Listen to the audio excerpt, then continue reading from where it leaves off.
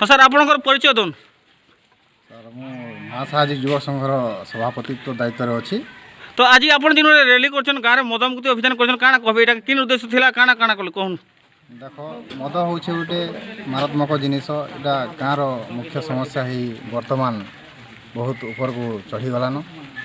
ତ it is our responsibility to abolish this drinkers and sellers of the village and also panchayat. So we can try to also include our SHG group and also other villagers to abolish this program drinkers. So ଆମର ସଂଘର ଉଦ୍ଦେଶ୍ୟ ହେଉଛି totally ଗାଁରୁ ଏ ମଦକୁ ପୁରା ମୁକ୍ତ କରି ଏକ ସ୍ୱଚ୍ଛ ଏକ ପରିଷ୍କାର ପରିଚ୍ଛନ୍ନ ନିର୍ମଳ ସୁସ୍ଥ ସବଳ ପରିବେଶ ନିର୍ଣ୍ଣୟ କରିବା ହେଉଛି ଆମର ସଂଘର ଉଦ୍ଦେଶ୍ୟ।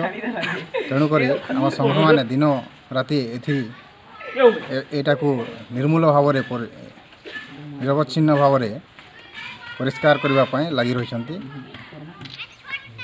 ଆଗାମୀ ଦିନରେ ଏହି ଅଭିଯାନକୁ ଆମେ ବ୍ଲକ ସ୍ତରୀୟ ରାଜ୍ୟସ୍ତରୀୟ ପର୍ଯ୍ୟନ୍ତ ନେବା ପାଇଁ ଆମେ ଚେଷ୍ଟା କରିବୁ ଓ ସମସ୍ତଙ୍କୁ ଏକ ଜାଗୃତ ଏକ ସୁସ୍ଥ ସବଳ ପରିବେଶ ନିର୍ମଳ ପରିବେଶ କରିବା ପାଇଁ ଚେଷ୍ଟା କରିବୁ। ଧନ୍ୟବାଦ।